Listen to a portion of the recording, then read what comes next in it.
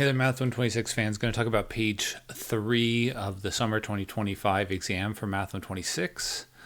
This had two parts. One was a optimization question, and one was computing a double integral question. Students do pretty well on this page, but in general, this optimization type question, even though we reviewed it a lot, I always still see confusion. So let's recap. They're handing you a point, and I have a little visual here, which will... You didn't need the visual to this problem. We saw quite a few of these, so hopefully you had a plan. But they gave you a point, and they wanted to know where on that surface would you need to stand so that you were closest. Now, visually, there is some point you can stand, that orange point, where you will be closest to where you are. And for some reason, it's kind of showing like there's a cut. That was a cone. So I'm trying to find when it's closest. There's actually another answer down below, but we're trying to find that point. So it makes sense there's such a question, there's such an answer. But the key thing, if you haven't caught on to this yet, is in these questions you are minimizing your objective is distance. The distance specifically from some unknown point, the point we're trying to find, and this point, the straight line distance. So we're trying to minimize this.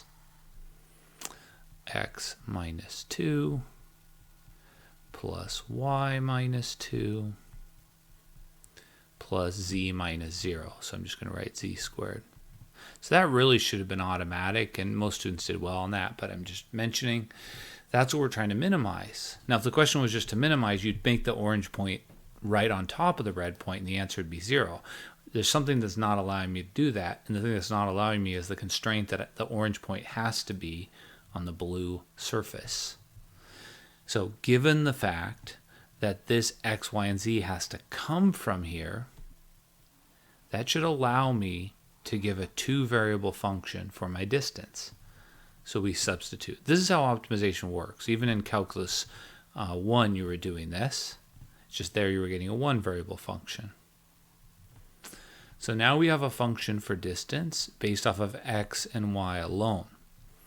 So if I give you x and y, you can then compute z and then substitute in. So we get the following.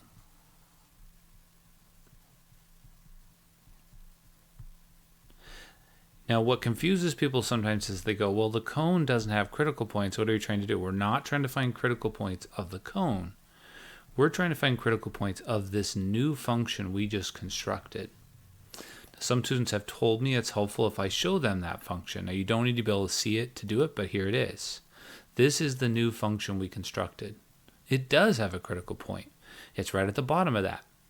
And that critical point corresponds to, it lines up directly with where our answer will be. So I made a little gray dot. So if I could somehow put that gray dot on the bottom of that purple, wherever that is, and I line up the orange dot with it, that will be the minimum distance. So you don't have to think about that to do the problem, but that's what's going on.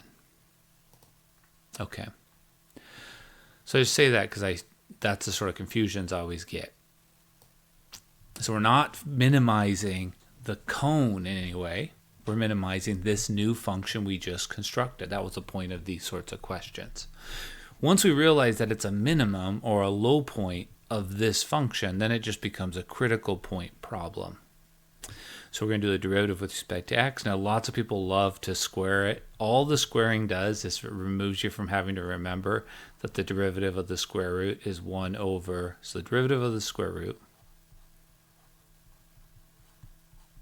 is 1 over 2 times the square root of whatever it is, times the derivative of the inside.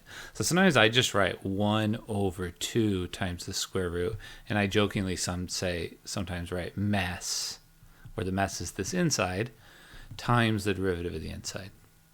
And then the derivative with respect to y is 1 over 2 times the square root of the mess. And the only reason I do this is for the years had so many students confused by why are we squaring the distance that I decided at some point, why are we squaring the distance? We don't have to. It just prevents us from having to write that. So I just decided I would start writing that and hoped that I wouldn't have to answer that question. Okay, times the derivative of the inside. So 2 x minus 2 plus 6x. And I have no problem with students squaring the distance using the fact that the square root is an increasing function to simplify their work. That's perfectly fine, but it's not essential to understanding here. Okay, I want to know when both of these are equal to 0. The only way that can be 0 if the first is 0 and the second is 0. So this becomes a pretty standard type of question. So now I'm going to expand 2x minus 4 plus 6x equals 0 and 2y minus 4 plus 2y equals 0. And just a small comment about the exam itself. I noticed there's something about this. I don't know what the number is, 10 or 15% of students that see this and without thinking they say x equals 2. There's a certain something I've noticed over the years. So it's worth stopping and taking an extra moment. There's just something visual about that makes people want to give the wrong answer. X should be a half. And when you solve for the second one, you get 4y minus 4 is 0, so y is 1. A common confusion people have is why are there 2 points? Well, there's 2 points because when you go to plug this back in and find your corresponding z, there are 2 different z values. So you get z squared is, let's see, I plug in a half, so this is going to be 3 over 4 plus 1, so that's 7/4. And so the answers are 1/2, 1, and then plus or minus the square root of all this. I think I'll write square root of 7 over 2. It's an interesting problem. We didn't mean it to be confusing. There are 2, so if I start to graph the plus or minus here, I'm going to do that now. You get something like this, and the answer is when x is 0.5 and y is 1. So there's the answer, those 2 answers. I'll plot the other one too, just for completeness. And you don't need the visuals. I'm just doing that to try to make this come to life a little more. We're not just doing this for nothing. We're learning to analyze 3D surfaces. Those all correspond to the minimum here, if you were to line it up. That's what we found. The x and y value is the same. And that's the distance function. All right, hope that finally clears that up for people. In general, I just want my students to be able to analyze surfaces because that's a big thing we're learning in this course. Okay, the next one was a straight calculation.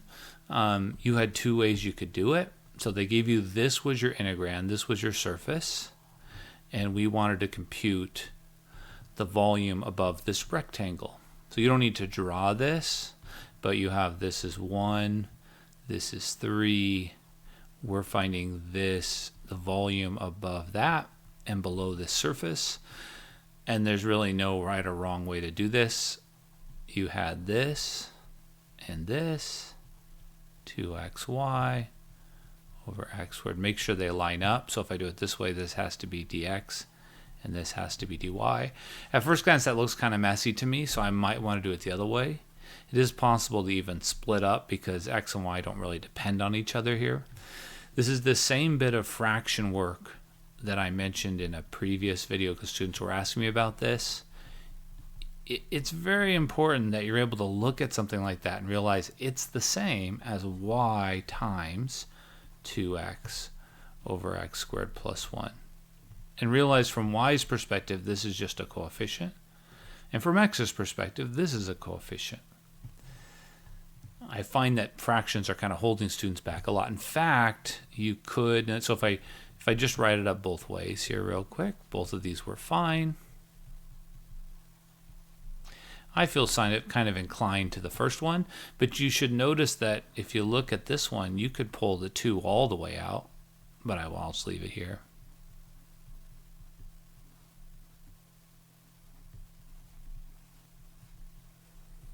So this was not that bad of a calculation. I did see a lot of various calculation mistakes. This is something that we really should be getting more practice. When we do a lot of this in the homework, so I don't want to make too many assumptions, but if you're using some other device to help you calculate, you're kind of hurting yourself. Just a thought.